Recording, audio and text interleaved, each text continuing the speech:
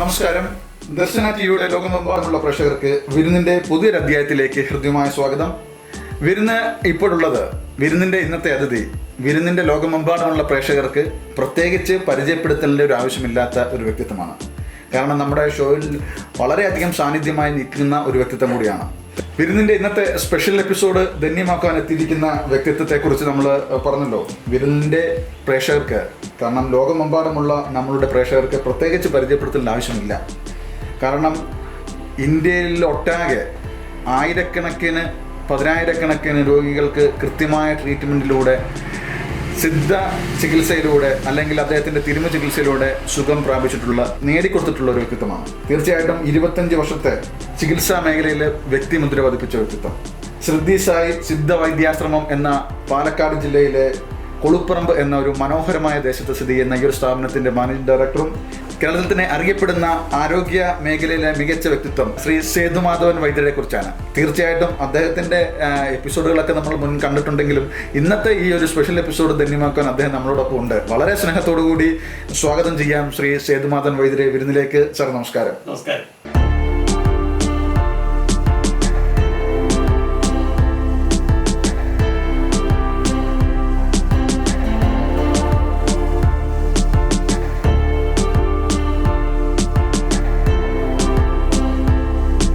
Sir, ആദ്യം തന്നെ വിരുന്നിന്റെ പ്രേക്ഷകർക്ക് ഞാൻ പറഞ്ഞതുപോലെ തന്നെ താങ്കളുടെ തുടക്ക കാലഘട്ടത്തെക്കുറിച്ചൊന്നും ചോദിച്ചറിയേണ്ട സാഹചര്യമില്ല. കാരണം നമ്മുടെ ഈ പ്രോഗ്രാം ഓൾറെഡി കണ്ടിട്ടുള്ളതുകൊണ്ട്. എങ്കിലും നമ്മുടെ ഈ ഒരു ചികിത്സാ ജീവിതത്തിൽ താങ്കളുടെ ആദ്യകാല ഓർമ്മകളെ പങ്കുവെക്കുന്നതൊപ്പം തന്നെ നമ്മൾ പ്രധാനമായും ചെയ്യുന്ന ചികിത്സാ രീതികളെക്കുറിച്ചും നമുക്ക് പറയാം. ഇപ്പോൾ ഏകദേശം 25-ൽ പരം വർഷമായി താങ്കൾ ഈ ഒരു മേഖലയിലേക്ക് എത്തിയിട്ട് ആ തുടക്ക കാലത്തെക്കുറിച്ചും അതുപോലെ തന്നെ ആ അന്നത്തെ കാലത്ത് നമ്മൾ ചെയ്തു വന്നിരുന്ന ചികിത്സാ രീതികളെക്കുറിച്ചും ഒന്ന് പറയും. തുടക്കകാലത്ത് വലിയ ഇതൊന്നുമില്ല. സാധാരണ പോലെ തന്നെ, എല്ലാവരും പോലെ തന്നെ നമ്മൾ വലിയ പ്രാധാന്യമൊന്നും കൽപ്പിക്കാതെ അത് വെച്ച് കഴിഞ്ഞാൽ വേണോ വേണ്ടോ എന്നുള്ളതിലായിരുന്നു. കാരണം വേറെ എന്തെങ്കിലും ബിസിനസ് ചെയ്യും. കാരണം പൊതുവേ പാരമ്പര്യ വൈദ്യം എന്ന് പറഞ്ഞാൽ അറിയാലോ, വൈദ്യന്മാർക്കൊന്നും ഒരു നിലനിൽപ്പില്ലാത്ത സമയം, പിന്നെ ആരും ഇതില്ല. അപ്പം അങ്ങനെ ഇപ്പം നമുക്ക് വേണോ വേണ്ടോ എന്നുള്ളതിൽ അങ്ങനെ വിട്ടുപോയത്. പക്ഷേ വിധി നമ്മളിതിൽ തന്നെ കൊണ്ടുവന്ന് എത്തിക്കുന്നത്, അതാണ് ഏറ്റവും വലിയൊരു ഇതാണ്. നമ്മൾ വേണ്ടെന്ന് പറഞ്ഞ് പോയാലും ഓട്ടോമാറ്റിക്കലി നമ്മൾ ഇതിനകത്തേക്ക് വരികയാണ്. പലതവണയാണ് അങ്ങനെ വന്നത്. പണ്ട് ആരെങ്കിലുമൊക്കെ ചോദിക്കുന്നത് നമ്മുടെ ഉള്ളിൻ്റെ ഉള്ളിൽ കിടക്കുന്ന കാര്യങ്ങൾ പുറത്തു വരാതിരിക്കില്ലല്ലോ. തീർച്ചയായിട്ടും സ്വാഭാവികമായിട്ട് ഇപ്പോൾ ആർക്കെങ്കിലും സുഹൃത്തുക്കൾക്കോ അല്ലെങ്കിൽ കുടുംബക്കാർക്ക് ആർക്കെങ്കിലും വയ്യാതായി കഴിഞ്ഞാൽ നീ അതെടുത്ത് ചെയ്താൽ മതി, ഇത് ചെയ്താൽ മതി, അതിനു വേണ്ടി പ്രത്യേകിച്ച് നീ എവിടെയും പോകുന്നു വേണ്ട, അങ്ങനെ നിസ്സാരമായിട്ട് പറഞ്ഞു കൊടുക്കുമ്പോൾ അപ്പോൾ അവർ അതിലിങ്ങനെ, അതാണ് തുടക്കത്തിലുള്ളത് കാര്യങ്ങൾ. അപ്പോൾ അതങ്ങനെ വന്നുകൊണ്ടിരിക്കുന്ന സമയത്ത് പലരും വന്ന് ചോദിക്കാറുണ്ട്, എന്താണ് നമുക്ക് എന്താ ചെയ്യാം, നിങ്ങളിത് ചെയ്തുകൂടെ നമ്മൾ നമുക്ക് ചെയ്യുന്നത് അതല്ല, ഒരു പരിധിയുണ്ട്, കയറി ചെയ്യാൻ പറ്റില്ല, പിന്നെ അറിയാമല്ലോ എന്നുള്ള കാര്യങ്ങളൊക്കെ. പിന്നെ കാലക്രമേണ എന്ന് വെച്ച് കഴിഞ്ഞാൽ നമ്മൾ ഒഴിച്ചുകൂടാൻ പറ്റാത്ത അവസ്ഥയാണ്. ആൾക്കാർ കൂടുതൽ വരാൻ തുടങ്ങി. നമുക്കത് പറഞ്ഞു കൊടുക്കാൻ മാത്രമല്ല, അവർക്ക് മരുന്ന് വേണം എന്നുള്ള കണ്ടീഷൻ നമ്മൾ മരുന്ന് ഉണ്ടാക്കിയിട്ടുണ്ട്. അപ്പോഴാണ് ഞാൻ വിചാരിച്ചത് നമ്മുടെ മരുന്ന് മറ്റൊരാൾക്ക് ഉണ്ടാക്കാൻ പറ്റില്ല, അപ്പോൾ നമ്മൾ സ്വന്തമായിട്ട് ഉണ്ടാക്കാം. അങ്ങനെ സ്വന്തമായിട്ട് മരുന്ന് ഉണ്ടാക്കിയതെന്ന് വെച്ചാൽ ഒരു മരുന്നുകളും നമ്മൾ പുറത്തുനിന്ന് വാങ്ങില്ല. എന്ന് വെച്ച് കഴിഞ്ഞാൽ കമ്പനി മരുന്നുകളൊന്നും തന്നെ നമ്മൾ യൂസ് ചെയ്യില്ല, നമ്മൾ തന്നെ ഉണ്ടാക്കിയത്. ഇപ്പം നമ്മളിലേക്ക് എത്തുന്ന ഇപ്പം ഒരു ഡിസ്ക് സംബന്ധമായിട്ടുള്ള പ്രശ്നങ്ങൾക്കായാലും അല്ലെങ്കിൽ ത്വക്ക് സംബന്ധമായിട്ടുള്ള പ്രശ്നങ്ങളായാലും ഉദര സംബന്ധമായിട്ടുള്ള പ്രശ്നങ്ങൾക്കായാലും എല്ലാം നമ്മൾ ചെയ്യുന്നത്. എന്താ വെച്ച് കഴിഞ്ഞാൽ പ്രധാനം വെച്ചാൽ അടുത്തെല്ലാം ഈ ഡിസ്ക് സംബന്ധമായിട്ടോ അല്ലെങ്കിൽ എല്ലിൻ്റെ പ്രോബ്ലമായിട്ട് ഇതിൽ അങ്ങനെയൊക്കെ വരുമ്പോൾ നമ്മൾ സ്വാഭാവികമായിട്ട് കുറച്ച് എണ്ണ എന്തെങ്കിലും തൈലം വാങ്ങിച്ച് തേച്ചാൽ മതി എന്നൊക്കെ പറഞ്ഞ് ഇതാക്കുന്നത്. നമ്മൾ പല തൈലങ്ങളും പറഞ്ഞു കൊടുക്കും, ഇങ്ങനെ അത് വാങ്ങിച്ച് തേച്ചാൽ മതി. പക്ഷെ അവർ വന്ന് പറയുമ്പോൾ നമുക്കത് അതില്ല, ഗുണമില്ല, വൈദ്യരൻ എന്തെങ്കിലും ചെയ്തു തരണം എന്നൊക്കെ പറയുമ്പോൾ അങ്ങനെ നമ്മളൊരു സ്പെഷ്യൽ ഫോർമുലയില്ല. എല്ലാവരും തൈലങ്ങൾ കാച്ചിട്ടാണ്, ഞാൻ നേരെ കാച്ചാത്ത തൈലങ്ങൾ ഉണ്ടാക്കണം. അത് നമ്മൾ എന്താ വെച്ച് കഴിഞ്ഞാൽ സൂര്യസ്ഫുടത്തിൽ ഉണ്ടാക്കുന്ന ഒരു കുറേ തരം 8 വിധം എണ്ണകൾ, അതിൽ കൂടെ കുറച്ച് ഔഷധങ്ങൾ, ഇതെല്ലാം കൂട്ടിയിട്ട് സൂര്യസ്ഫുടം കൊണ്ട് മാത്രം 48 ദിവസം സൂര്യസ്ഫുടം ചെയ്യും. രാവിലെ തൊട്ട് വൈകുന്നേരം വരെ സൂര്യ വെളിച്ചത്തിൽ ഇതിനെതിരെ സ്ഫുടം ചെയ്യും. അത് വെച്ച് കഴിഞ്ഞാൽ മറ്റെല്ലാറ്റിനെക്കാട്ടിയും സക്സസ് ആയി. ഞാനിവിടെ ഉപയോഗിക്കുന്ന എണ്ണ ഈ ആർക്ക് വേദന വന്നു കഴിഞ്ഞാലും കൊടുക്കുന്നത് തന്നെ അതാണ്.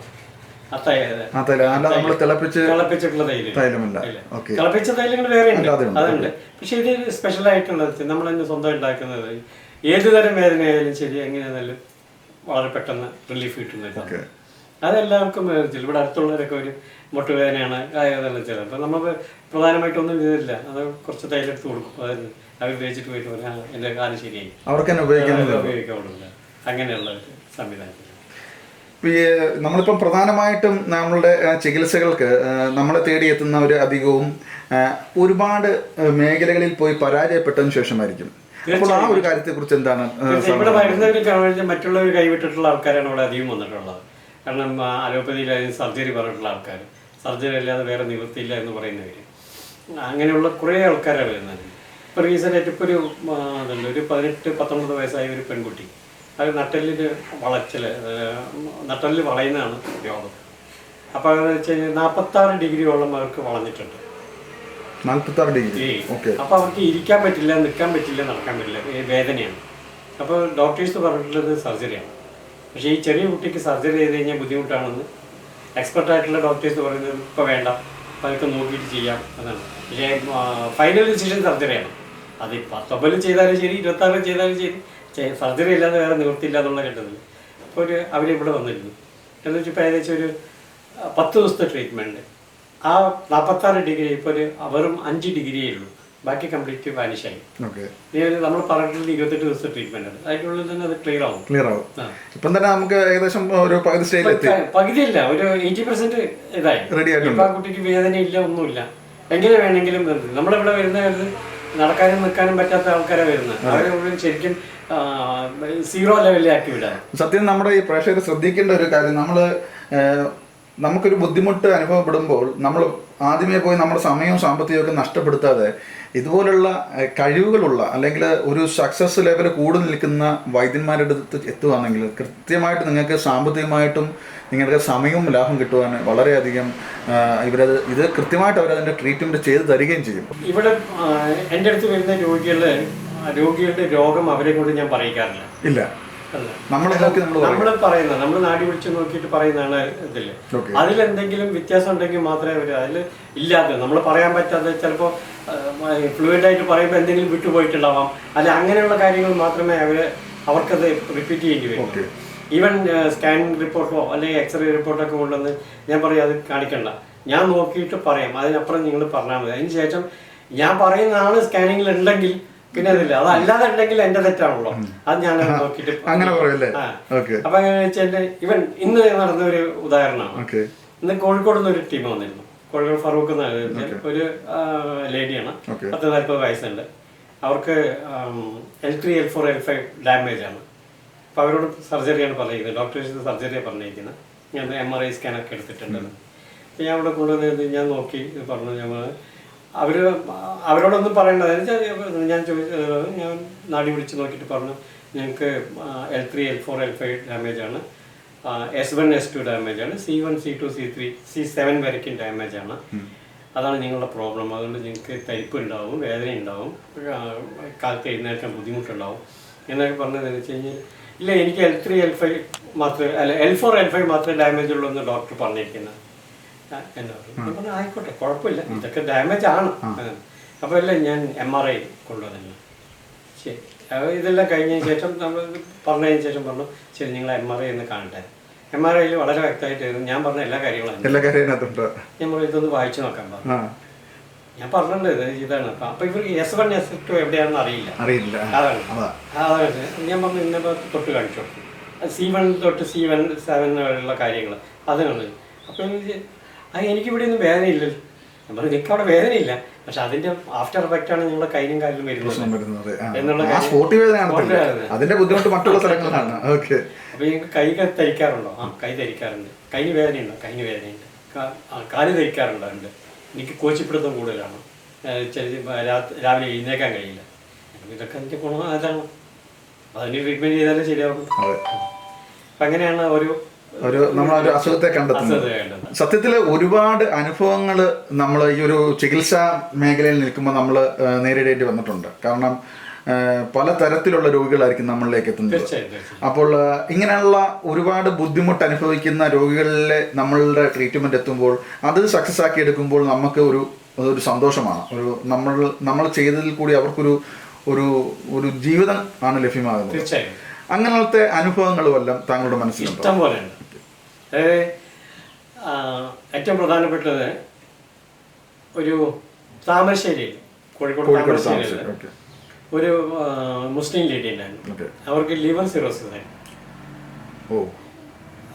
ലിവർ സിറോസിസ് കോഴിക്കോട് മിംസ് ഹോസ്പിറ്റലിലേക്ക് അത് വർഷങ്ങളായി, ഏകദേശം 10-25 വർഷങ്ങളായിട്ട് അവർക്ക്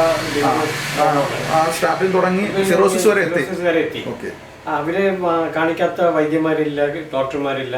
ലാസ്റ്റ് ലിവർ ട്രാൻസ്പ്ലാന്റേഷൻ പറഞ്ഞിരിക്കുന്നു മിംസില്, കോഴിക്കോട് മിംസില്. 35 ലക്ഷം രൂപ വേണം, ഉറപ്പാണ്. അതെ. അപ്പം 5 ലക്ഷം രൂപ അവരോട് ഇമ്മീഡിയറ്റ് ആയിട്ട് കെട്ടിവെക്കാൻ പറഞ്ഞു. ഇവര് 5 ലക്ഷം രൂപ കെട്ടിവെച്ചു. ഇവർക്ക് അങ്ങനെ ഇതൊന്നുമില്ല, സാമ്പത്തികമുള്ള ടീമൊന്നുമില്ല. മുസ്ലിം സമുദായത്തിൽപ്പെട്ടതുകൊണ്ട് അവർക്ക് കണ്ടമാനം സഹായങ്ങൾ, ചാരിറ്റി ഇത് കിട്ടുന്നുണ്ട്. പിന്നെ അതുപോലെ തന്നെ എന്താ വെച്ച് കഴിഞ്ഞാല് ഇയാള് ലോഡിംഗ് മാനാണ്. അത് ഏറ്റവും വലിയ ഇതൊന്നുമില്ല, ലോഡിംഗ് മാനാണ്. ഇപ്പൊ എങ്ങനെ വെച്ച് കഴിഞ്ഞാല് പിന്നെ ഞാൻ അന്ന് പഞ്ചാബിലായിരുന്നു. ഇവിടെ കൊറോണ സമയമാണ്, ഇവിടെ നമുക്ക് വലിയ പണിയൊന്നുമില്ല. അപ്പൊ എനിക്ക് പഞ്ചാബിൽ എനിക്ക് അവിടെ ഒരു പേഷ്യന്റ് ഉണ്ടായിരുന്നു, പാർക്കിൻസൺ വന്നിട്ടുള്ള പേഷ്യന്റ്. അപ്പൊ ഞാൻ അവിടെ നിന്നിട്ട് ട്രീറ്റ്മെന്റ് ചെയ്യണം.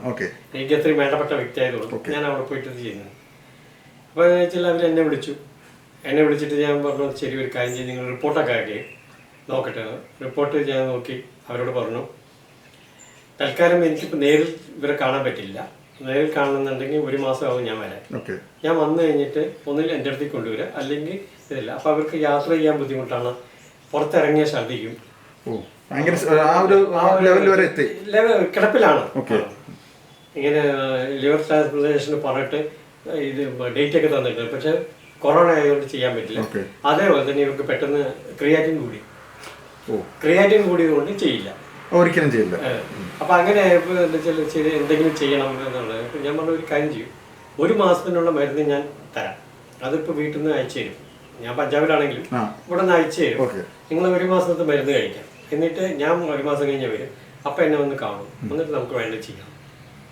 അങ്ങനെ ഞാൻ 1 മാസത്തെ മരുന്ന് അയച്ചു കൊടുത്തു, ഇവിടെ നിന്ന് അയക്കാൻ പറഞ്ഞ് അയച്ചു കൊടുത്തതെന്ന്. കൃത്യം 1 മാസം കഴിഞ്ഞിട്ട് ഞാൻ വന്നിട്ട് വെച്ചാൽ അവരെ കാണാൻ വേണ്ടിയിട്ട് താമരശ്ശേരിക്ക് ഞാൻ പോയി.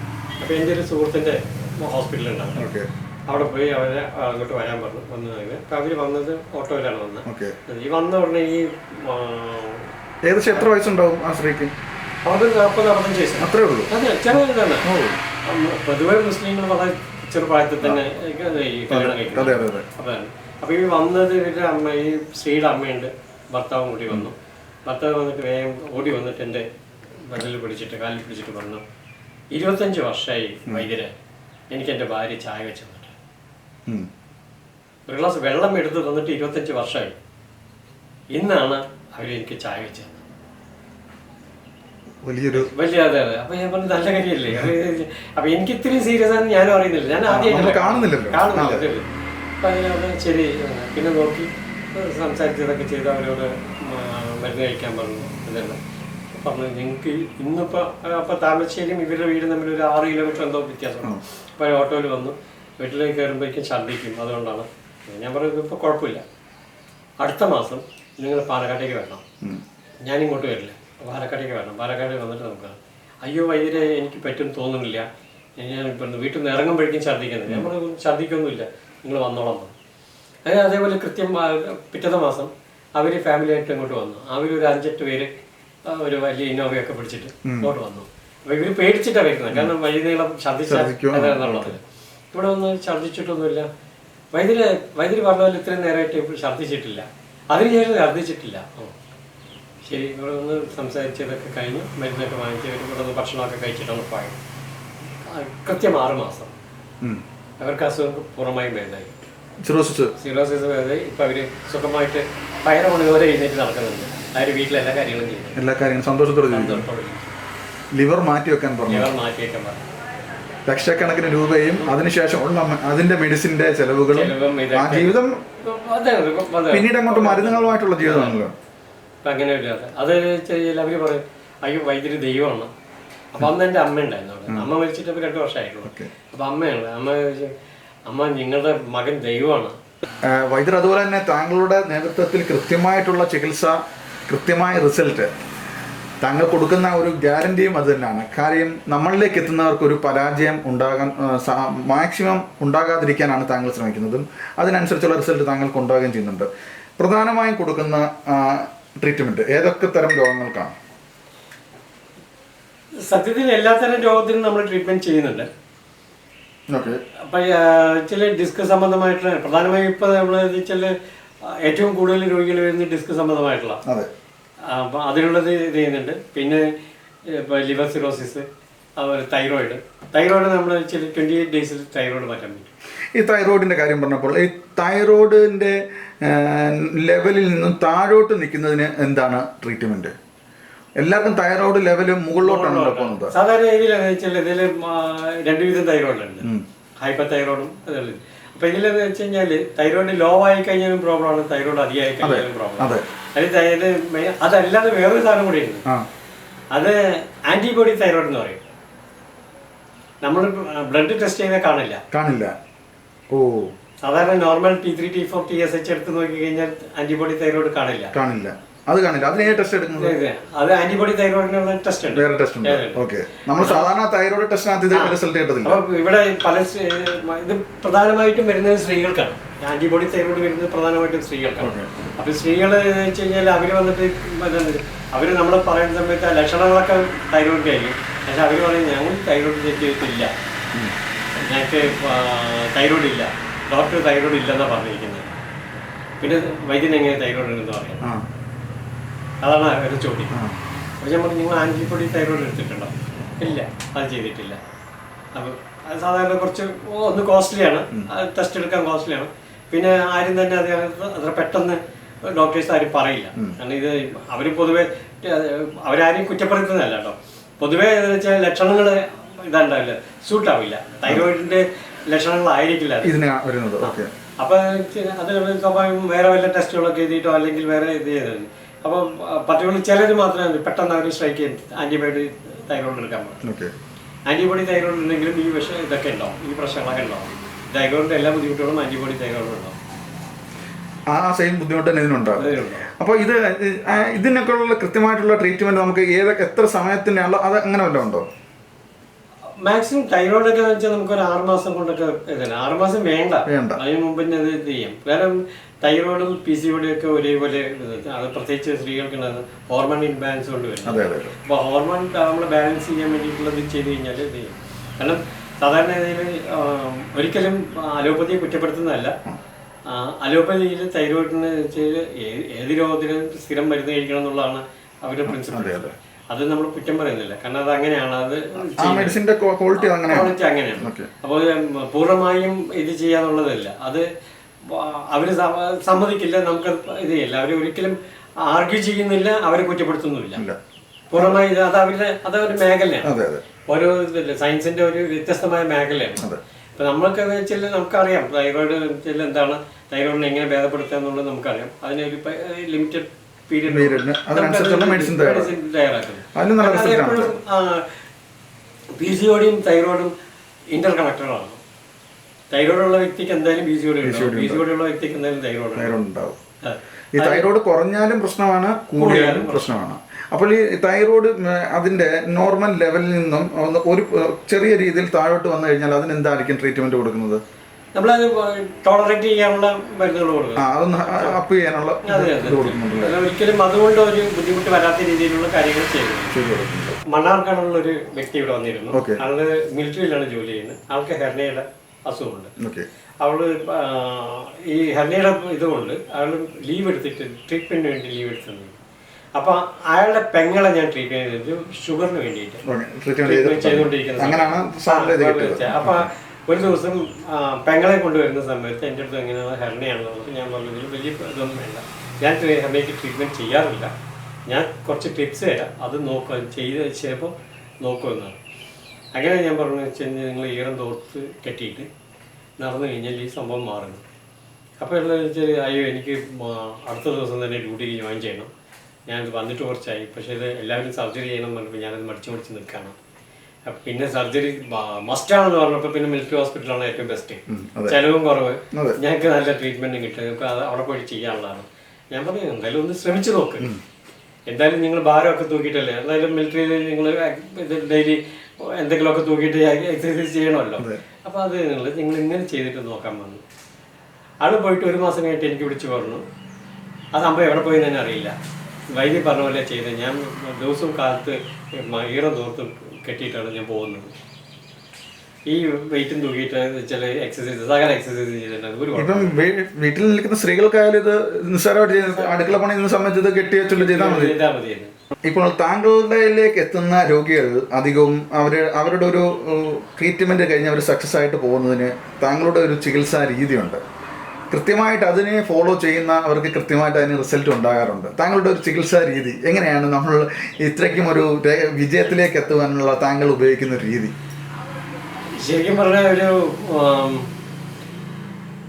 ഏറ്റവും സക്സസ് ആയിട്ട് രീതി എന്ന് പറയുന്നത് വെച്ചാൽ എനിക്ക് കഷായങ്ങളോ അരിഷ്ടങ്ങളോ ലേഹ്യങ്ങളോ ഇല്ല, അങ്ങനൊന്നും ഇല്ല. അത് ചില വെച്ചപ്പോൾ നിങ്ങൾ എന്ത് ആയുർവേദ വൈദ്യനോ അല്ലെങ്കിൽ എന്ത് സിദ്ധവൈദ്യമാണെന്ന് ചോദിക്കും. പക്ഷെ അതായത് അതിന് കുറെ ന്യൂനതകളുണ്ട്. അന്നത്തെ കാലത്തൊന്നും ചെയ്യാൻ പറ്റുന്നില്ല. അതുപോലെ ഒന്നുമല്ല. ഇപ്പൊ പണ്ടത്തെ വൈദ്യന്മാർക്കൊക്കെ ആണെങ്കിൽ കഷായം കുറിപ്പടി എഴുതി കൊടുക്കും, നാട്ടുമരുന്ന് കടയിൽ പോയിട്ട് വാങ്ങിച്ചിട്ട് വരിക, വൈദ്യനെ കാണിച്ചിട്ട് വേണം വീട്ടിൽ കൊണ്ടുപോകാൻ, എന്നിട്ട് വൈദ്യന് ഓരോ പാർട്ടായിട്ട് തിരിച്ചു കൊടുക്കും. ഇത് നീ പുളിവിറ ഇട്ടിട്ട് 4 ലിറ്റർ വെള്ളത്തിന് 2 ലിറ്റർ ആക്കാൻ, ലിറ്ററല്ല ഇടകൈ, 4 ഇടകൈ വെള്ളത്തിന് 1 ഇടകൈയാക്കി വെച്ചിട്ട് ഇതിൽ ദിവസം ഒരു 30 ml 60 ml വെച്ച് കുടിക്കാൻ പറയും. അതായത് പണ്ടുള്ള വൈദ്യന്മാർ ചെയ്തിട്ടുണ്ട്. അതുപോലെ തന്നെ ആദ്യം പുളിവിറ പറയും, പിന്നെ ചിലരോട് പറയും മാവിൻ്റെ വിറകിട്ട് കത്തിക്കാൻ, ചിലരോട് വേപ്പിൻ്റെ വിറകിട്ട് കത്തിക്കാൻ പറയും, ചിലരോട് പ്ലാവിൻ്റെ വിറകിട്ട് കത്തിക്കാൻ പറയും. ഇതൊക്കെ എന്തിനാണെന്ന് വെച്ചാൽ ചൂട് ക്രമീകരിക്കാൻ വേണ്ടിയിട്ടാണ്. നമ്മൾ വെക്കുന്ന ഈ കത്തിക്കുന്ന വിറകിൻ്റെ ചൂടുണ്ട്, ഓരോ വിറകിനും ഓരോ ഡിഗ്രിയാണ് ചൂട്. അതിന് ക്രമീകരിച്ചാൽ മാത്രമേ അത് വറ്റിയാൽ ആ 4 ഇടങ്ങഴി 2 ഇടങ്ങഴി ആകുമ്പോൾ 1 ഇടങ്ങഴിയായി വറ്റുമ്പോൾ ഉണ്ടാകുന്ന ഇത് ഈ വിറകിൻ്റെ ഗുണവും. അപ്പോൾ വാദസംബന്ധമായിട്ട് രോഗത്തിനൊക്കെ പുളിവിറയിട്ടാണ് കത്തിക്കാൻ പറയുന്നത്. ആ പുളി വാദത്തിന് വിധി ചെയ്യുന്നതാണ്, അപ്പം വേദന സംഹാരി കൂടിയാണ്. അപ്പം അതിട്ട് കത്തിച്ചിട്ട് കഷായം കഴിച്ചപ്പോൾ അതിൻ്റെ ഗുണം കൂടി അതിന് കിട്ടും. ഇന്ന് കഷായം ഉണ്ടാക്കുന്നത് എങ്ങനെയാണ്? സ്റ്റീമറിലിട്ടിട്ട് 1 മിനിറ്റ് കൊണ്ടാണ് 10,000 ലിറ്റർ 20,000 ലിറ്റർ വരുന്നത്. ഫിഷി മെഷീനറീസ് ആണ്. കാരണം അതല്ലാതെ പറ്റൂല.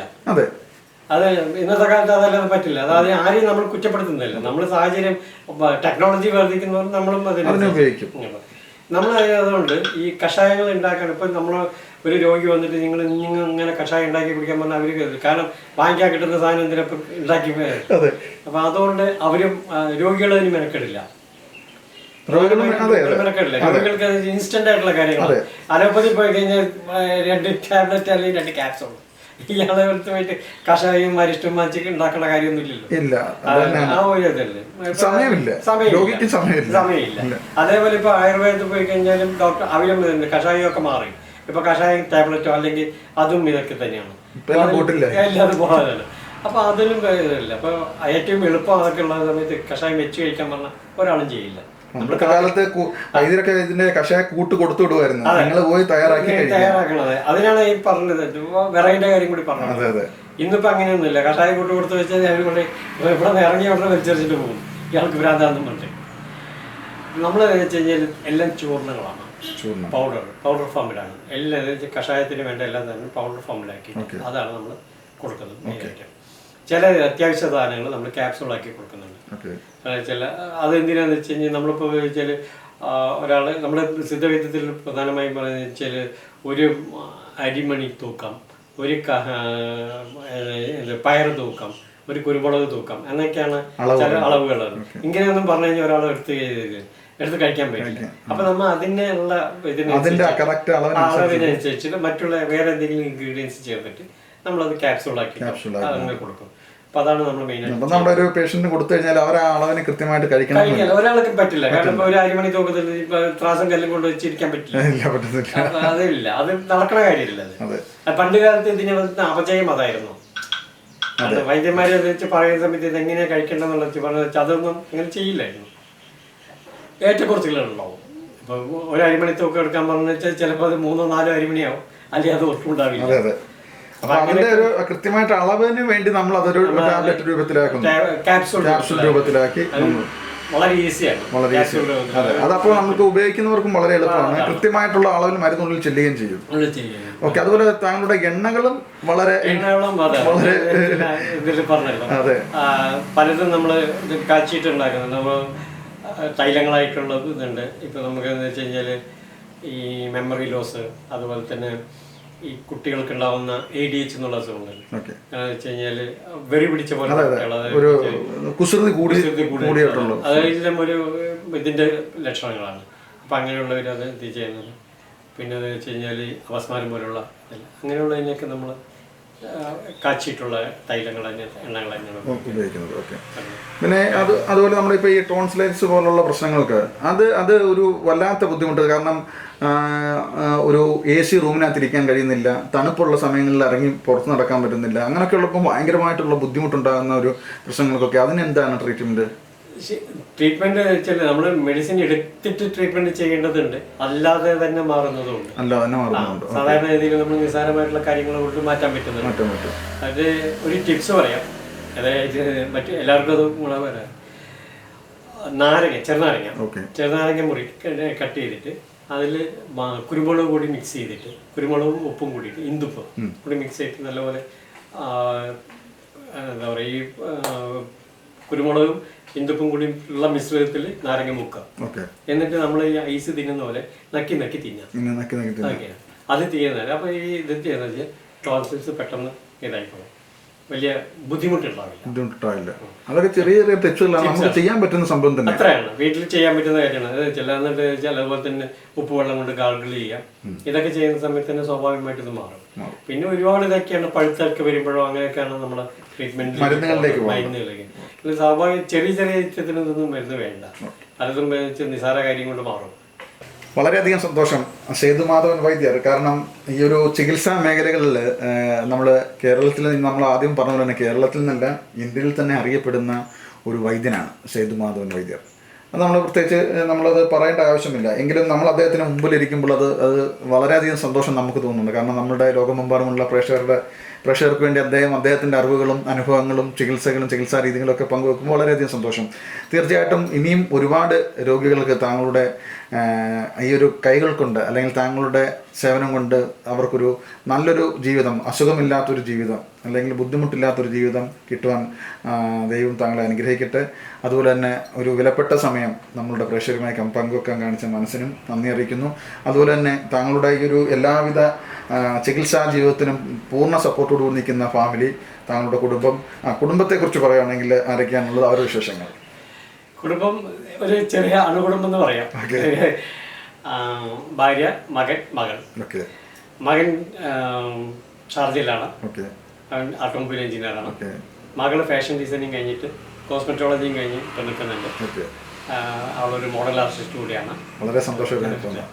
അവരുടെ എല്ലാ സപ്പോർട്ടും എല്ലാ ഇതുണ്ട്. വൈഫ് എന്നെ കൂടെ സഹായിക്കുന്നുണ്ട്, മരുന്നുണ്ടാക്കാൻ സഹായിക്കുന്നുണ്ട്. അതുപോലെ അത്യാവശ്യം രോഗികളെ ഇത് ചെയ്യാനും ഒരു ഇതുണ്ട്. ചില ലേഡീസൊക്കെ വന്നു കഴിഞ്ഞാൽ അവരാണ് കുഴിയാനും മറ്റൊക്കെ. അതുപോലെ തന്നെ ഇപ്പോൾ നമ്മളുടെ താങ്കളെ തേടി ഇപ്പം കേരളത്തിൽ നിന്ന് മാത്രമല്ല, ഞാൻ മുമ്പ് പറഞ്ഞതുപോലെ തന്നെ ഇന്ത്യയുടെ എല്ലാ ഭാഗത്തു നിന്നും രോഗികൾ എത്തുന്നുണ്ടെങ്കിൽ തന്നെ തമിഴ്നാട്ടിൽ നിന്നൊക്കെ ഒരുപാട്, ഇപ്പം നമ്മളിവിടെ ഇരുന്നപ്പോൾ തന്നെ താങ്കളെ തേടി എത്തുന്ന കോളുകൾ അധികവും തമിഴ്നാട് കേന്ദ്രീകരിച്ച് തമിഴ്നാട് ഭാഗങ്ങളിൽ നിന്നാണല്ലോ. അപ്പം അവർക്ക് ഇവിടെ എത്താനും എളുപ്പം ഉള്ളൊരു സ്ഥലം കൂടിയാണല്ലേ? തീർച്ചയായും. കാരണം ഇവിടുന്ന് തമിഴ്നാട് വെച്ച് കഴിഞ്ഞാൽ ഇവിടെ അടുത്ത് ബോർഡറാണ്, 20 കിലോമീറ്ററേ ഉള്ളൂ. കോയമ്പത്തൂരിൽ നിന്നൊക്കെ വെച്ച് 40-45 കിലോമീറ്ററേ ഉള്ളൂ. അത്രേ ഉള്ളൂ. ഒരു മണിക്കൂർ കൊണ്ട് എത്താൻ പറ്റും.